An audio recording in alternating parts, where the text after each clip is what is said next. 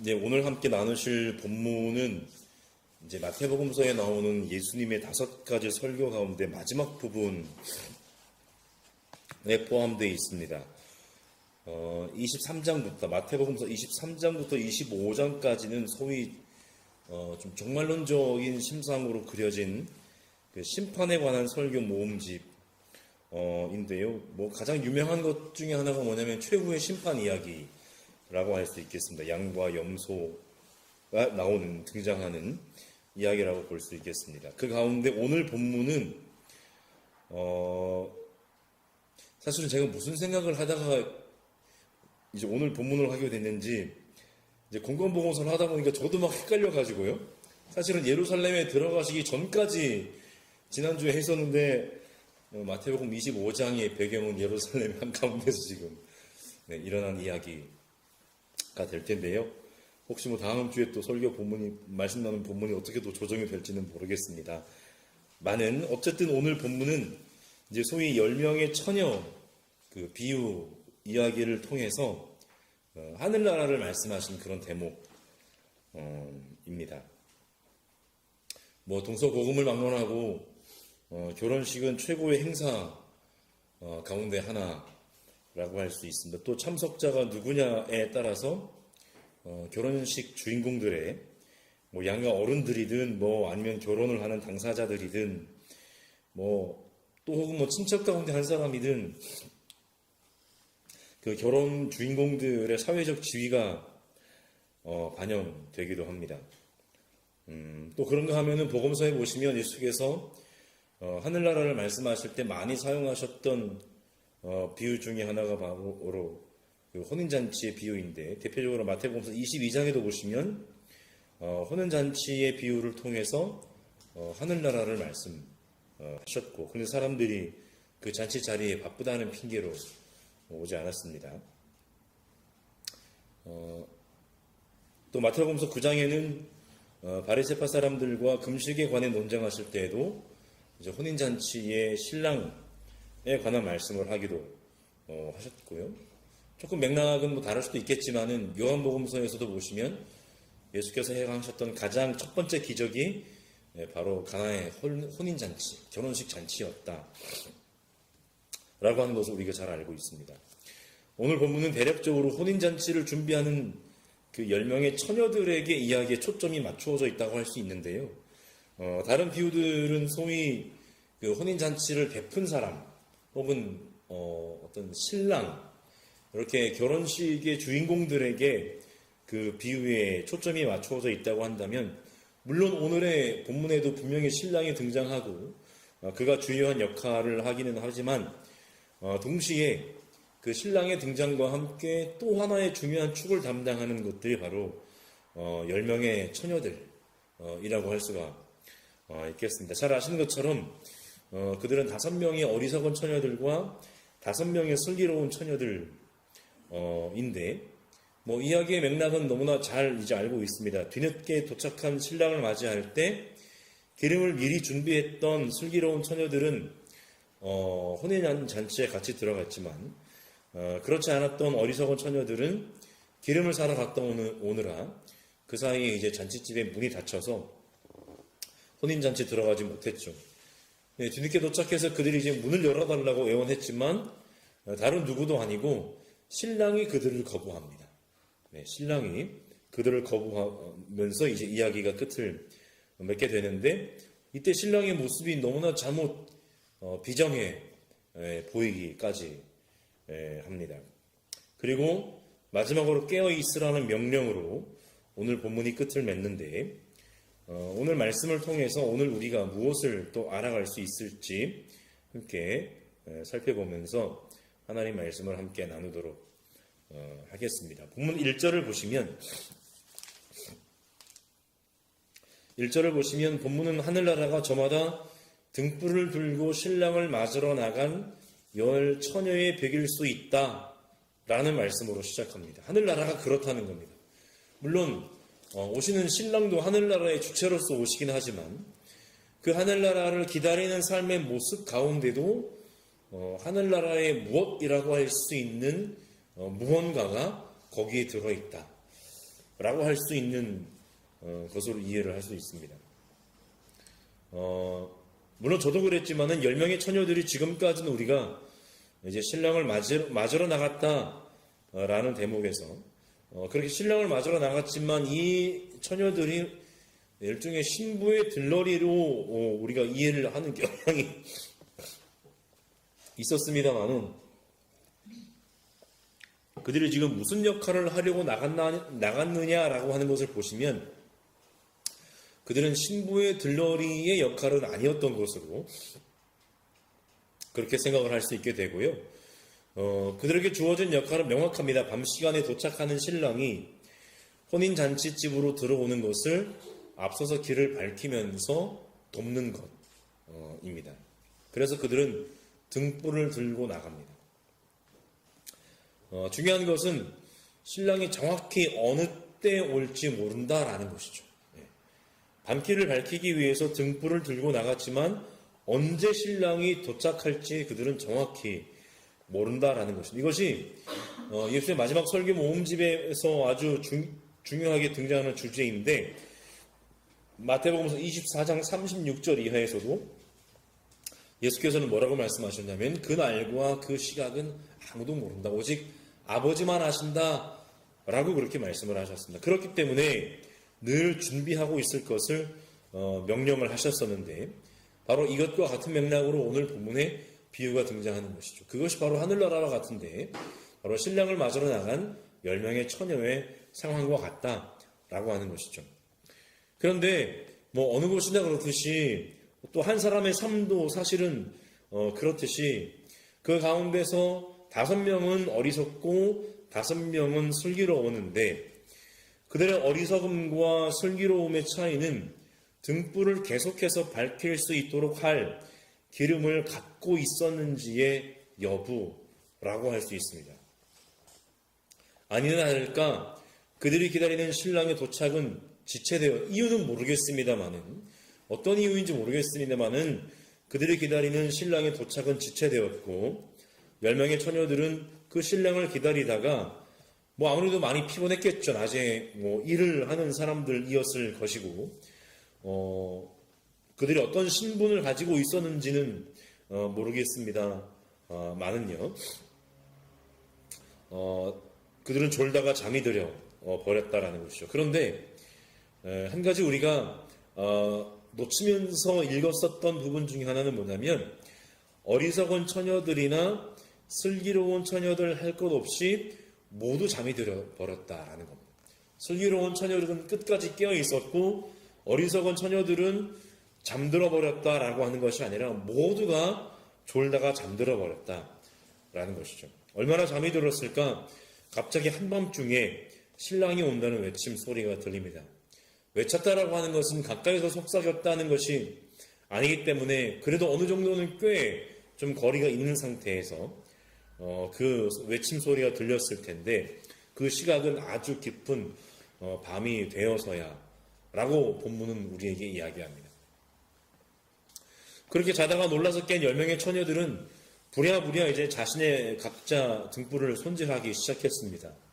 말씀드렸던 것처럼 그래도 조금은 멀리서 신랑이 오고 있었기 때문에 그들에게는 그래도 등불을 손질해서 불을 붙일 어느 정도의 시간은 있었던 것 같습니다. 그들이 지금까지 등불을 붙이고 있었는지 아니면 새로 붙여야 하는지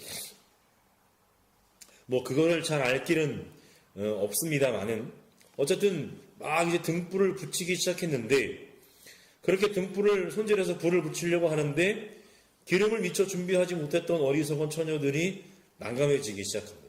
왜냐하면 아마도 등불이 뭐 켜져 있었다고 이제 뭐 생각을 해보고요. 등불은 꺼져가는데 불이 계속하도록 할 기름이 없었던 것이죠. 당시에 기름을 많이 적신 횃불도 15분 이상은 못했다고 하니까요. 그러니 아마도 해질녘쯤 길을 나섰을 법한 그 처녀들은 신랑이 한밤중에 도착을 했다고 하니까 그때까지 쓸만한 넉넉한 기름을 가지고 있어야 했을 것이라고 우리가 생각을 해볼 수 있습니다. 하지만 슬기로운 처녀들도 밤새 불을 이어서 피울 만큼의 기름은 여부는 가지고 있었던 것 같지는 않은데 미리 준비는 했지만은요. 신랑이 얼마나 늦게 도착할지 알 수도 없었거니와 알 수 없다고 해서 무작정 밤새 피울 만큼의 기름을 가지고 가기에는 각자 그 기름을 가지고 갔어야 했을 테니까요. 그 처녀들이 그 기름을 들고 간다는 것은 참 힘든 일이었을 겁니다. 그래서 대략적으로 언제쯤이면 도착할 수 있겠다 확실히 알 수는 없지만 자기들의 힘에 맞는 그런 분량의 기름을 가지고 가진 않았을까 한번 상상을 해볼 수가 있게 되는데요. 때마침 이것이 우연인지 필연인지 모르겠습니다만은 때마침 딱 만큼의 기름만 남았던 것 같은데 그래서 슬기로운 처녀들은 그 기름을 나누어 달라는 어리석은 처녀들의 말에 이렇게 대답하죠. 그렇게 하면 너희들에게 우리의 것을 나누어 주면 우리에게나 너희에게나 다 모자랄 터이니 안 된다. 차라리 기름 장수들에게 가서 사서 써라. 이 말도 어떻게 보면 되게 상당히 모질게 들릴 수도 있는 말이지만 사실은 또한 현실이죠. 신랑을 안전하게 잔칫집으로 이제 앞서서 데리고 가야 하기 때문에 5명이라고 해도 그 앞길을 밝힐 기름은 있어야 했을 것입니다. 상당히 모진 말이지만 이것 또한 현실이라는 거죠. 모두의 등불이 꺼져버리느니 5명이라도 등불을 들고 있어야 그 길을 인도해서 잔칫집에 피로 현장에 돌아올 수가 있기 때문에요. 그런데 미련한 처녀들이 기름을 사러 돌아간 사이에 신랑이 도착을 해버렸고 그는 곧장 피로 현장으로 향했을 겁니다.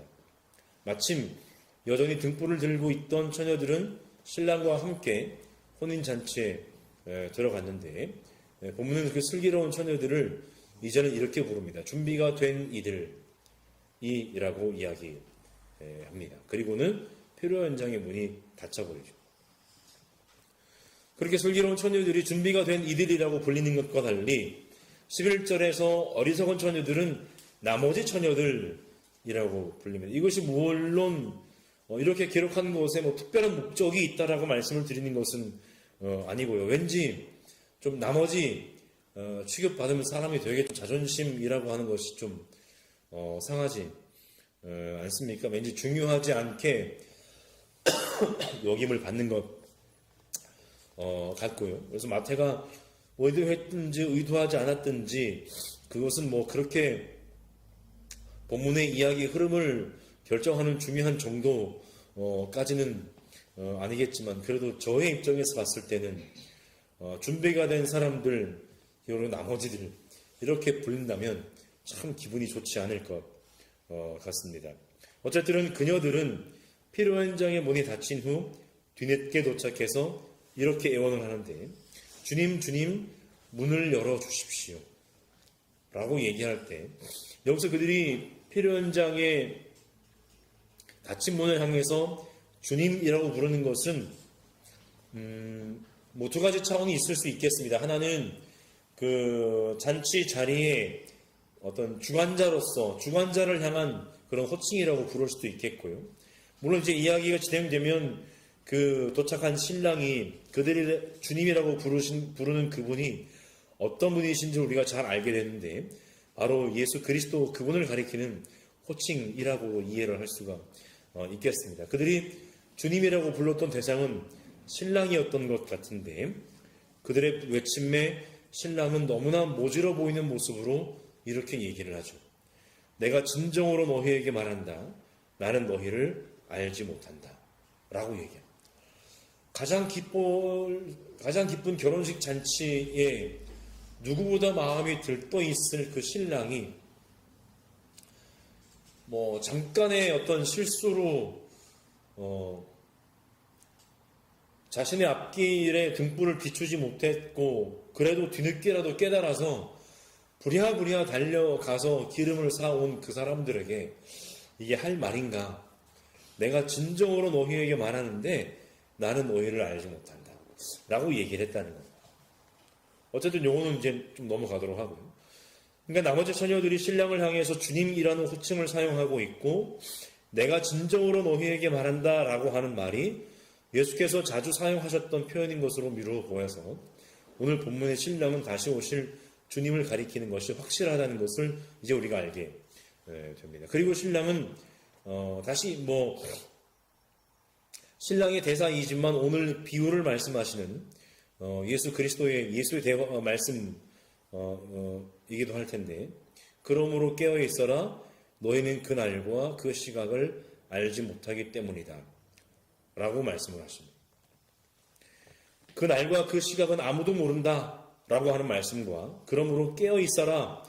라고 하는 말씀은 말씀드렸던 것처럼 서두에 마태복음서의 심판설교 본문에 해당하는 마태복음서 24장, 23장부터 25장, 26장까지 아주 자주 등장하는 표현인데, 그리고 재미있는 것은 한번 생각해 보시면 잠들어 있었던 이들에게 혹은 그들을 포함한 많은 사람들에게 깨어 있어라 라고 말씀하시는 장면이 어디에 대표적으로 나오는가 하면 마태복음서 26장에서 예수께서 겟세마네에서 기도하시던 장면과 아주 중요하게 겹치는 그런 주제입니다.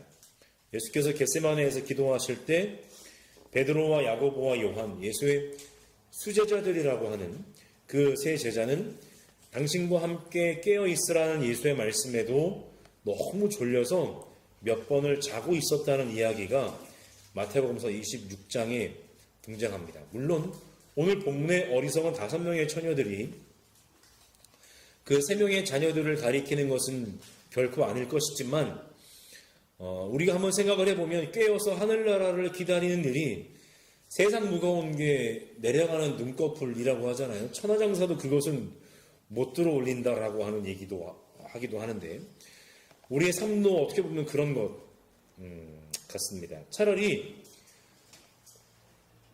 이게 좀 말씀이 좀 조심스럽긴 한데, 차라리 교회를 열심히 드나드는 것은 그 어느 것보다 쉬울 수도 있고, 차라리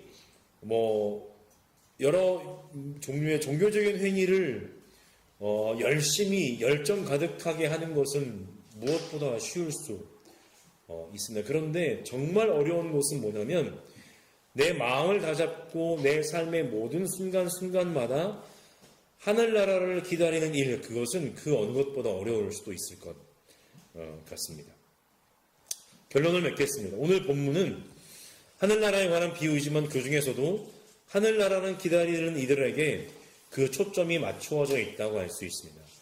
그 하늘나라를 기다리는 삶의 자세라고나 할까요? 사실 예수의 마지막 설교 모임인 마태복음서 23장부터 25장까지 이야기들의 공통점도 바로 이 지점이라고 할 수가 있을 텐데, 진심으로 하늘나라를 기다리는 사람은 바리새파를 위시한 그런 사람들처럼 종교적인 외적인 행위에 매몰되는 사람이 아니라 누구보다 자기를 낮추고 다른 이를 섬기는 사람입니다. 또 진심으로 하늘나라를 기다리는 사람은 온갖 거짓된 표징과 기적에 매혹되어서, 그래서 여기저기서 내가 그리스도다, 내가 메시아다 라고 하는 사람이 우후죽순처럼 일어날 때 그런 것에 미혹되어서 이리저리 갈팡질팡하지 않습니다. 오늘날 현대인들도 우리가 봤을 때는 도무지 이해가 되지 않는데 온갖 잘못된 거짓 종교 지도자들의 거짓 선동에 매혹되는 사람들이 너무나 많은 것을 우리가 보게 됩니다. 또 그리스도인들이 기다리는 그 하늘나라의 오심의 그 날과 그 시각은 오직 하나님 아버지만이 알고 계시기 때문에 인자가 다시 오실 때 그 다시 오심을 맞이하는 믿음의 사람들, 신앙인들의 삶의 자리는 밭이 될 수도 있고 집안일을 하는 곳이 될 수도 있다라고 말씀을 하십니다.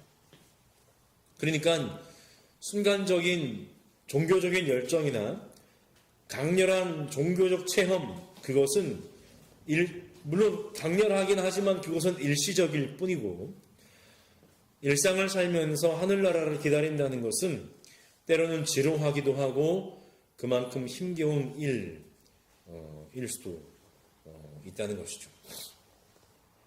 오늘 본문도 그런 기다림에 지쳤는지 아니면 낮에 힘겨운 노동이 힘겨웠는지는 모르겠습니다만은 신랑을 기다리던 그 10명의 처녀는 모두가 누구 할 것 없이 졸다가 잠이 들었다고 이야기합니다. 그러니까 사실 오늘 본문 마지막에서 깨어 있어라라고 말씀을 하고 계시지만 그들이 졸고 있었다라고 하는 것이 그들의 어리석음을 이야기하는 것은 아니었다라고 하는 것이죠.